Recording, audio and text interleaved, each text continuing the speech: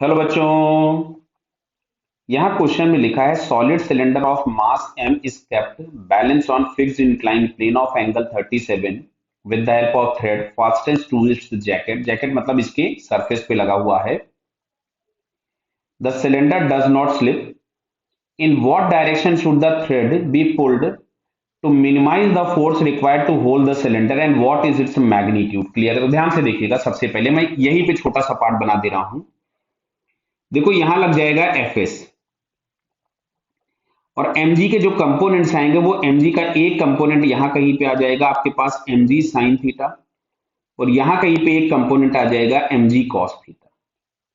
Clear है? Normal reaction surface के perpendicular कहीं यहां लग जाएगा। अब सुनो, अच्छा इसको मान लेते हैं हम लोग किसी एंगल पे भी लगा देते हैं f को। मैं डायग्राम अलग बना दूं क्या आपके लिए? चलिए मैं अलग बनाता हूं बड़ा डायग्राम। बहुत छोटा है वो डायग्राम, तो समझने में हम लोगों को आसानी रहेगी।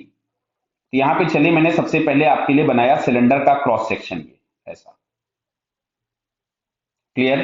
चलिए अब यहां से हम लोग बना रहे हैं इसमें इंक्लाइन प्लेन। mg के कंपोनेंट्स यदि मैं बनाता तो यहां कहीं पे आपको दिखाई देगा mg साइन थीटा, इधर कहीं पे आपको मिलेगा mg कॉस थीटा, इधर कहीं आपको मिल रहा होगा नॉर्मल रिएक्शन, और इधर लग रहा है ये फ्रिक्शन fs। क्लियर? अब सुनना बात को ध्यान से। फोर्स लगा तो हम हमेशा टेंजेंशियल ही रहे। ये जो फोर्स हम लोग अप्लाई कर रहे हैं वो थ्रेड की हेल्प से अप्लाई कर रहे हैं, तो लगेगा तो वो टेंजेंशियल ही। मान लो यहां कहीं पे हमने एफ लगा दिया।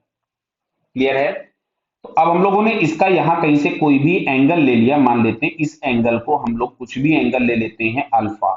क्लियर? ये एंगल थीटा दिया हुआ है 37। समझना बात को अब ध्यान से, आराम से समझिएगा, जल्दी कुछ नहीं है।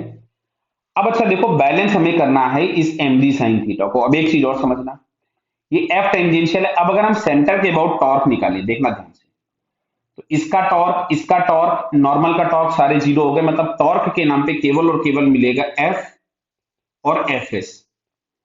तो दोनों के टॉर्क अगर बैलेंस है, क्योंकि बोला है इसको सिलेंडर को यही रखना है, तो एफ बराबर एफ एस आ गया मैग्नीट्यूड वाइज। क्लियर? अब सुनना इधर।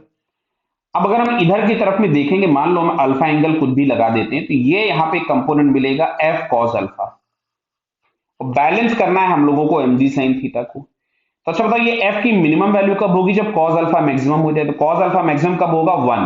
कितना होगा? 1। और वो कब होगा? जब अल्फा की वैल्यू 0 हो जाए। यानी ये जो फोर्स हम लोग लगा रहे होंगे वो फोर्स हम लोग एफ इस तरह से लगा रहे होंगे, जो मैंने ब्लू कलर से बना दिया। This is the final application of force.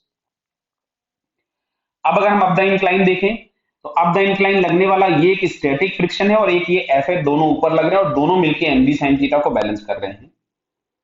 यहां से हमारे पास आ रहा है F plus F S is equals to mg sine theta, और f और fs बराबर हैं, तो 2f is equals to mg into 3/5। 37 था, तो f इज इक्वल्स टू हमारे पास यहां से आ जाएगा 3mg/10।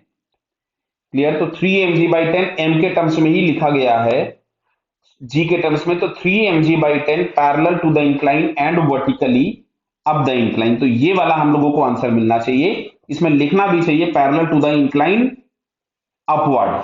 क्लियर है? क्योंकि डाउनवर्ड वैसे भी लगाओगे तो बैलेंस मिलना नहीं है। ठीक है, चलो, तो फर्स्ट ऑप्शन हम लोगों के पास यहां से करेक्ट है। क्लियर बेटा? Okay, all the best.